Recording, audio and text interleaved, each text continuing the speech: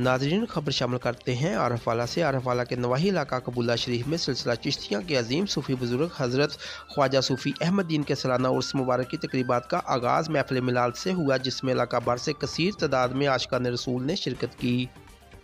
حضرت خواجہ پیر محمد اشفاق چشتی مہمان خصوصی تھے۔ علامہ مظہر کلیم نظامی، علامہ محمد عمران بٹو اور ہر دل عزیز شخصیت ماسٹر چودھری عطا اللہ نے محفل میں خصوصی شرکت کی۔ محفل پاک میں علامہ پروفیسر سرفراز فریدی نے شان صحابہ اور شان اولیاء کے موضوع پر خطاب فرمایا اور بتایا کہ اولیاء کا راستہ بھی کامیابی کا راستہ ہے۔ سنی تحریک ضلع پاک پتن کے وفد نے بھی پروفیسر سرفراز فریدی کے ہمراہ مزار مبارک پر حاضری دی اور دعا کی۔